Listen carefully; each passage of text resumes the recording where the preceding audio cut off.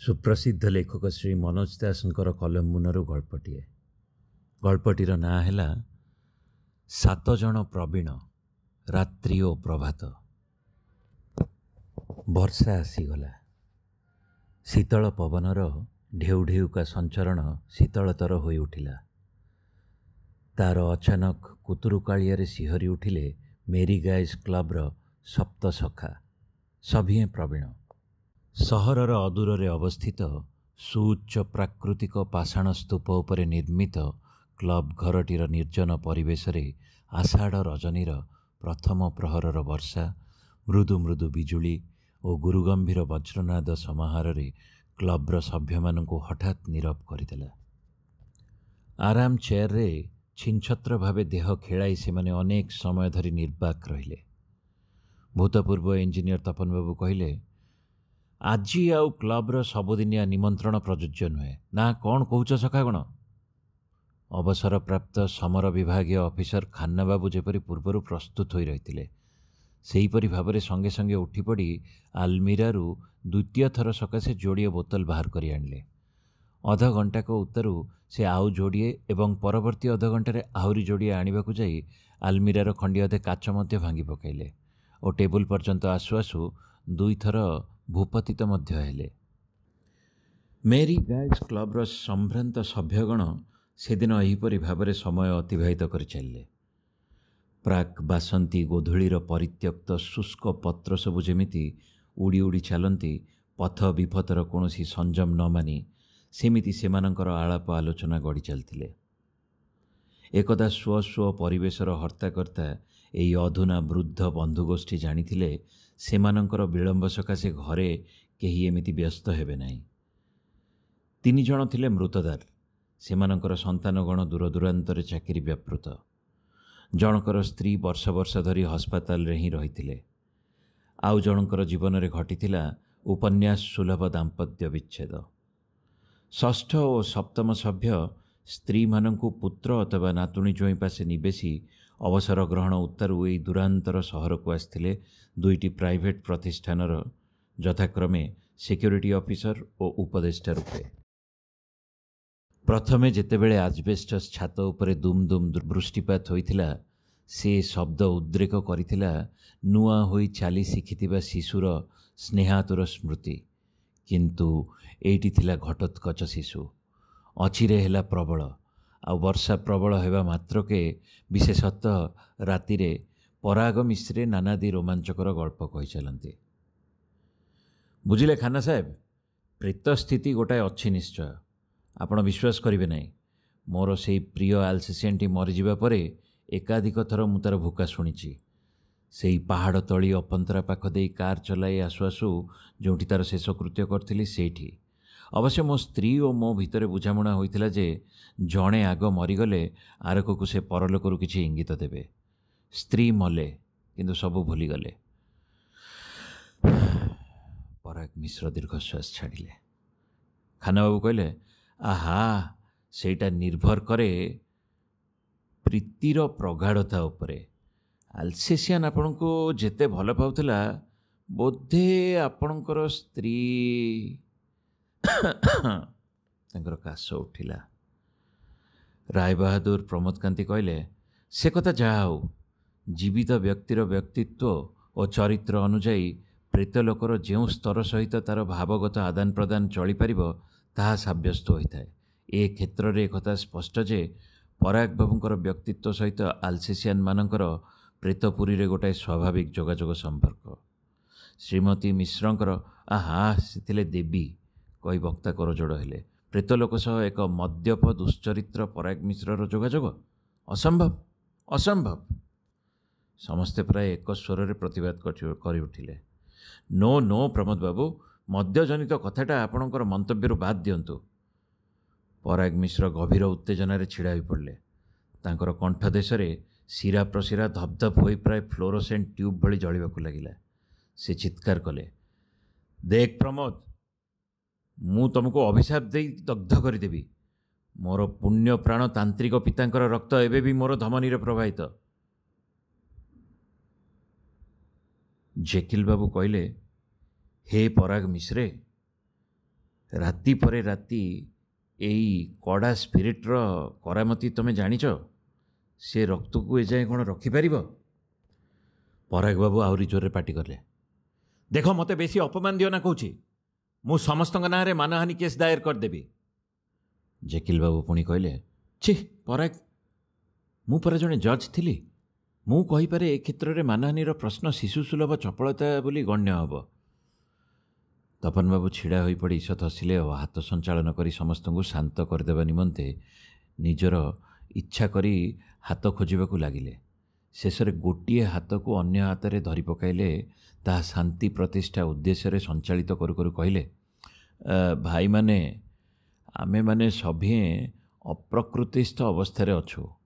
ଏ ଅବସ୍ଥାରେ ବିଶେଷ କଥାବାର୍ତ୍ତା କରିବା ଉଚିତ କି? ଏଇ ଦେଖନ୍ତୁ, ମୁଁ ଅବଶ୍ୟ ପ୍ରକୃତିସ୍ଥ, ତେବେ ବି ଠିକ୍ ଠିକ୍ କଥାବାର୍ତ୍ତା କରିପାରିବି ନାହିଁ, କାରଣ ଶେଷ ଥର ପିଇବା ବେଳେ ମୁଁ ଭୁଲବଶତଃ ମୋ ଜିଭଟିକୁ ଗିଳି ଦେଇଛି। ତେଣୁ ମୁଁ କିଛି କହୁନାହିଁ। ସେ ଧପ୍ କରି ବସି ପଡ଼ିଲେ। ପରାଗ ବାବୁ କିନ୍ତୁ ନିବୃତ୍ତ ହେଲେ ନାହିଁ। ସେ ହତାଶ କଣ୍ଠରେ କହିଲେ, ମୁଁ ତାହେଲେ କ'ଣ କରିବି?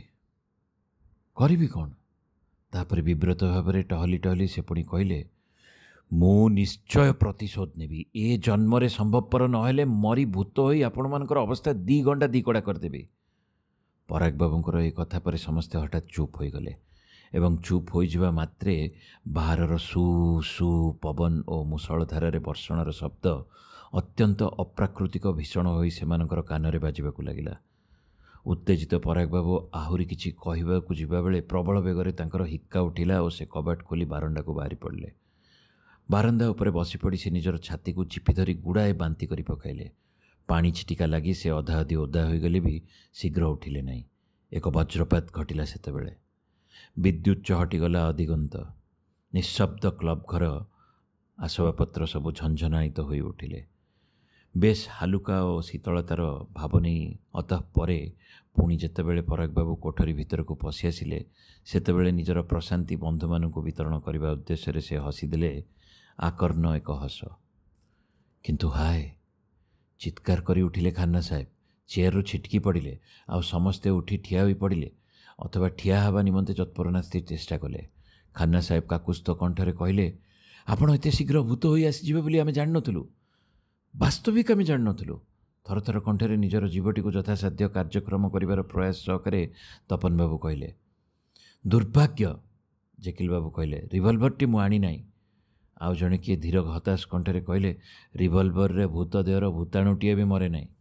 ତାପରେ ସମସ୍ତେ ପରସ୍ପର ମୁହଁକୁ ଅନାଇଲେ। ସେଇ ଆଉ ଜଣକ ଦ୍ୱିତୀୟ ଥର କହିଲେ, ଚାଲ ପଳେଇବା। ସର୍ବାଗ୍ରେ ବାହାରି ଯିବାକୁ ଉଦ୍ୟମ କରି ସମସ୍ତେ ପରସ୍ପର ଉପରେ ବାରମ୍ବାର ହାମୁଡ଼ା ହାମୁଡ଼ି ହୋଇ ବାରନ୍ଦାକୁ ବାହାରି ଚାଲିଗଲେ। ପରାଗ ବାବୁ ସେମାନଙ୍କୁ ଅନୁସରଣ କରି ବାହାରି ଯିବାକୁ ଉଦ୍ୟମ କରନ୍ତି। ସେମାନେ କବାଟ ଚାପି ଧରିଲେ ଓ ଚୌକିଦାର ଛୁଟିରେ ଗଲେ ଚାବି ରଖୁଥିବା ଖାନ୍ନା ବାବୁ ବାରମ୍ବାର ଲକ୍ଷ୍ୟଚ୍ୟୁତ ହୋଇ ଅବଶେଷରେ ତାଲାଟି ବନ୍ଦ କରିବାରେ ସଫଳ ହେଲେ। ତାପରେ କାର୍ 2-3ଟିରେ 6 ଜଣ ଯାକ ଯଥାଶୀଘ୍ର ପଶିଯାଇ ଅଚିରେ ଅନ୍ତର୍ହିତ ହେଲେ। ନିର୍ବାକ୍ ନିଷ୍ପନ୍ଦ ଭାବରେ କିଛି ସମୟ ଠିଆ ହୋଇ ରହିଲେ ପରାଗ ବାବୁ। କିନ୍ତୁ ବେଶୀ ସମୟ ଧରି ସେ ଶରୀରର ଭାରସାମ୍ୟ ରଖିପାରିଲେ ନାହିଁ। କାର୍ ଗୁଡ଼ିକର ଶବ୍ଦ ମିଳେଇଗଲା ପବନର ଦୁରନ୍ତ ଘୁ ଘୁ ଭିତରେ। ଯେମିତି ଗୁଡ଼ାଏ ଆବର୍ଜନା ଭଳି ପବନ ସେଗୁଡ଼ାକୁ ଦୂରକୁ ଫିଙ୍ଗିଦେଲା। ତାପରେ ଯେପରି ଅନନ୍ତ ସମୟ ଧରି କ୍ଷିପ୍ର ଗତି ପବନ ଭିତରେ ଉଡ଼ି ବୁଲୁଥିଲେ ପରାଗ ବାବୁ। ତାହେଲେ ସେ ଅବଶେଷରେ ସତକୁ ସତ ଭୂତ ବନିଗଲେ। ବହୁଦିନ ଧରି ସେ ପ୍ରେତତତ୍ତ୍ୱ ଉପରେ ପ୍ରଚୁର ବହିପତ୍ର ପଢ଼ିଥିଲେ। ପରାଗ ବାବୁଙ୍କର ପରଲୋକର ଅନୁଭୂତି ସେ ବହୁବାର କଳ୍ପନା କରିଥିଲେ ବି ଭୂତ ହେଲେ ଏଡ଼େ ହାଲୁକା ଲାଗେ ସେ କଥା ଜାଣିନଥିଲେ। ସେ ଅନୁଭବ କରିଥିଲେ ଯେ ସେ ଉଡ଼ି ବୁଲୁଛନ୍ତି ଅଦୂରର ପାହାଡ଼ ଶିଖର ଉପରେ, ତାପରେ ଶୀତଳ ପାର୍ବତ୍ୟ ନଈଟିର ଗୁଳ୍ମଲତା ଭରା ଉପତ୍ୟକାରେ। ସେ ଇଚ୍ଛା କରୁଥିଲେ ଏହି ଭୂତଗତ ଅବସ୍ଥାର ସୁଯୋଗ ନେଇ, ଅର୍ଥାତ୍ ବିନା ରେଳ, ବିନା ମୋଟରରେ, ବିନା ସମୟ ଓ ଅର୍ଥ ବ୍ୟୟରେ ବୁଲାବୁଲି କରିନେବାର ଏ ମହାର୍ଘ ସୁଯୋଗରେ ଆଦ୍ୟପ୍ରାନ୍ତ ସାରା ପୃଥିବୀ ପ୍ରଦକ୍ଷିଣ କରିନେବେ। କିନ୍ତୁ କୋଠରୀ ବାହାରେ ଚତୁର୍ଦିଗ ବଡ଼ ଅନ୍ଧକାର, ବଡ଼ ଝଞ୍ଝାମୟ। କ୍ରମେ ସେ ବିମର୍ଷ ବୋଧ କଲେ। ଗୋଟିଏ ମୁହୂର୍ତ୍ତର ବ୍ୟବଧାନ। ସେ ଥିଲେ ନିଜର ବୟସ ତୁଳନାରେ ଅତ୍ୟନ୍ତ ସଜୀବ ମଣିଷ, ଅଥଚ ବନିଗଲେ ଭୂତ। ବର୍ତ୍ତମାନ କର୍ତ୍ତବ୍ୟ କ'ଣ? ଭୂତ ହିସାବରେ ତାଙ୍କର ସ୍ୱାଧୀନତା କେତେ କ୍ଷଣସ୍ଥାୟୀ? ପରଲୋକଗତ ପତ୍ନୀଙ୍କର ସହ ସାକ୍ଷାତ ସମ୍ଭାବନା କେତେ ଦୂର? ପ୍ରମୋଦକାନ୍ତି ବାବୁ ଭୁଲ କହିନଥିଲେ। ସେ ଥିଲେ ଦେବୀ। ବହୁ ଦୁର୍ବ୍ୟବହାରରେ ବିଳମ୍ବିତ ହୋଇ ଅବଶେଷରେ ଜୀବନ ବାସନା ଉତ୍ତାରୁ ନିଶ୍ଚୟ ଆରାମରେ ଥିବେ। କିନ୍ତୁ ତାଙ୍କୁ ଆଉ ଆଶ୍ରୟ ଦେବେ କି? ସେ ଆତଙ୍କିତ ବୋଧ କଲେ। ନା, ପତ୍ନୀଙ୍କର ଆଶ୍ରୟ ହିଁ ନେବାକୁ ପଡ଼ିବ। ଏହି ଆଦିଗନ୍ତ ଅନ୍ଧକାର ଭିତରକୁ ଲମ୍ଫ ପ୍ରଦାନ କରି ଆକାଶ ପାତାଳ ପୃଥିବୀ ବ୍ୟାପୀ ତାଙ୍କୁ ଅନ୍ୱେଷଣ କରି ଚାଲିବାକୁ ହିଁ ପଡ଼ିବ। ତହିଁ ପୂର୍ବରୁ 60ରୁ ଊର୍ଦ୍ଧ୍ୱ ବର୍ଷ ବ୍ୟାପୀ ତାଙ୍କୁ ଖୋଳବଦ୍ଧ କରି ରଖିଥିବା ନିଜର ପରିତ୍ୟକ୍ତ ଶରୀରଟିକୁ ସେ ଥରେ ଶେଷଥର ନିମନ୍ତେ ଦେଖିଦେବାକୁ ଚାହିଁଲେ। ସେ ଇତସ୍ତତ ଅନାଇ ଅଦୂରରେ ନିଜର ଶରୀରକୁ ଆବିଷ୍କାର କଲେ। ଆହା, ଏବେ ବି ସିଲ୍କ ପଞ୍ଜାବୀଟି ଝିଲମିଲ କରୁଛି। ଏବେ ବି କାଳିମା ରଞ୍ଜିତ କେଶପାଶ ସୁନିବ୍ୟସ୍ତ। ଆହା ଆହା, ଏବେ ବି ଏପରିକି ଆଖିପତା ବି ପଡ଼ୁଛି। ଦେହଟି ତେବେ ସମ୍ପୂର୍ଣ୍ଣ ନିର୍ଜୀବ ହୋଇନାହିଁ। ହୁଏତ ଚେଷ୍ଟା କଲେ ପୁଣି ଥରେ ସମ୍ପୂର୍ଣ୍ଣ ରୂପେ ସେ ଦେହସ୍ଥ ହୋଇପାରନ୍ତି। ସେ ସ୍ୱଦେହରେ ପୁନଃ ପ୍ରବିଷ୍ଟ ହେବା ନିମନ୍ତେ ଧାବମାନ ହେଲେ ଓ ଭୂତଳଶାୟୀ ହେଲେ। ବିରାଟ ଦର୍ପଣଟିର କିୟଦଂଶ ଝଣଝଣ କରି ହୋଇ ଓଜାଡ଼ି ପଡ଼ିଲା। ତାଙ୍କର ହତଜ୍ଞାନ ଅବସ୍ଥାରେ କେତେବେଳେ ନିଦ୍ରା ରୂପାନ୍ତରିତ ହୋଇଥିଲା ସେ କଥା ସେ ଜାଣିନଥିଲେ। ଯେତେବେଳେ ସେ ନୟନ ମେଲିଲେ ସେତେବେଳେ ସେହି କ୍ଲବ୍ ଘରର ଏକ କୋଣରେ ସତରଞ୍ଜିଟିଏ ଉପରେ ତାଙ୍କୁ ଶୁଆଇ ରଖି ଚତୁର୍ଦ୍ଦିଗ ବେଷ୍ଟନ କରି ରଖିଥିଲେ ତାଙ୍କର 6 ସଖା। ଝଡ଼ ନଥିଲା। ସୂର୍ଯ୍ୟକିରଣ ଆସି ପ୍ରତିଫଳିତ ହୋଇଥିଲା କାନ୍ଥ ଘଣ୍ଟା ଉପରେ। ସେଠି ବାଜିଥିଲା 7ଟା। ପ୍ରମୋଦକାନ୍ତି ବାବୁ ପ୍ରାୟ କୋହ ସମ୍ବରଣ କରି ବ୍ୟକ୍ତ କଲେ, ଭାଇ ପରାଗରଞ୍ଜନ, ତମ ପ୍ରତି ଆମେମାନେ ଘୋର ଅନ୍ୟାୟ ଆଚରଣ କରିଛୁ। ତତ୍ପରେ ଖନ୍ନାବାବୁ ସନ୍ତର୍ପଣରେ 2 ପାଟି ନ କରି ଦାନ୍ତ ରୁମାଲରୁ ଉନ୍ମୋଚିତ କରି କହିଲେ, କାଲି ରାତିରେ ଭାଇ ତମେ ଏତକ ମଧ୍ୟ ବାରଣ୍ଡାରେ ବାନ୍ତି କରି ପକାଇଥିଲ। ତାପରେ ଆମେ ତୁମକୁ ଦେଖି ଚମକି ପଡ଼ିଥିଲୁ। ବିଶେଷତଃ ବହୁ ବର୍ଷ ପରେ ତୁମର ଦନ୍ତହୀନ ହସ ଦେଖି ସେହି ଅପ୍ରକୃତିସ୍ଥ ଅବସ୍ଥାରେ ତମେ ଭୂତ ବୋଲି ମନେ ହେଲ। ପରାଗବାବୁ କିଛି କ୍ଷଣ ବଲ ବଲ ଅନାଇ ଟିକିଏ କରୁଣ ହସ ହସିଲେ। ବଡ଼ ଲଜ୍ଜିତ ଭାବରେ ଖାନ୍ନାବାବୁ କହିଲେ, ଅବଶ୍ୟ ଏଇ ସକାଳେ ବାରଣ୍ଡାରେ ଏହିତକ ପଡ଼ିଥିବାର ଦେଖିବା ପରେ ହିଁ ଆମର ଗତ ରାତିର ତୁମ ହସ କଥା ଓ ଆମର ତଜ୍ଜନିତ କ୍ରମ କଥା ହୃଦୟଙ୍ଗମ କଲୁ। ତହିଁ ପୂର୍ବରୁ କିନ୍ତୁ ପ୍ରତ୍ୟୁଷରୁ ଆମେ ପରସ୍ପର ଡକାଡକି ହୋଇ ତୁମ ପାଖକୁ ମାର୍ଜନା ପ୍ରାର୍ଥନା କରିବା ପାଇଁ ଆସିଥିଲୁ। କଥାବାର୍ତ୍ତା ଧୀର ମନ୍ଥର ଭାବରେ ଚାଲିଥିଲା। କିନ୍ତୁ ହଠାତ୍ ଚିତ୍କାର କଲେ ଜେକିଲ ବାବୁ, ନା ନା, ଆମେ ଯାହା ଦେଖୁଛୁ ତାହା ରୀତିମତ ଅକ୍ଷମଣୀୟ। ବିଶେଷତଃ ଅଧମ ମୁଁ।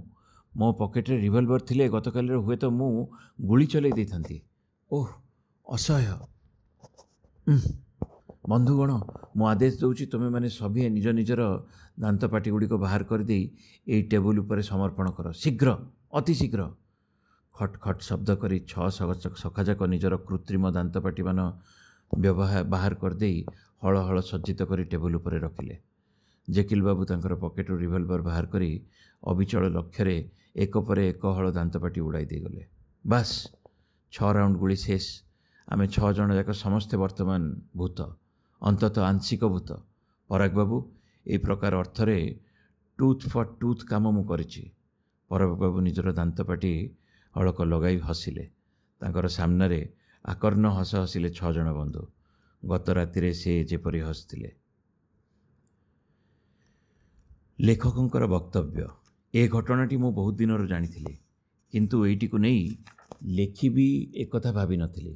କିନ୍ତୁ ସେଦିନ ଜଣେ ବିଶିଷ୍ଟ ସାହିତ୍ୟିକ ବନ୍ଧୁ ଅଭିଯୋଗ କଲେ, ଆଜିକାଲି ଆମର ଶୁଖିଲା ଶୁଖିଲା ବୈଚିତ୍ର୍ୟହୀନ ଜୀବନରେ ଆରବ୍ୟ ରଜନୀର କଥାମେଳା ଭଳି କାହାଣୀଧର୍ମୀ ନାଟକୀୟ ଆପାତ ପଠନର କିଛିଟା ଅବିଶ୍ୱାସ୍ୟ ଲାଗୁଥିବା ଘଟଣା ଘଟୁଛି କି ନାହିଁ।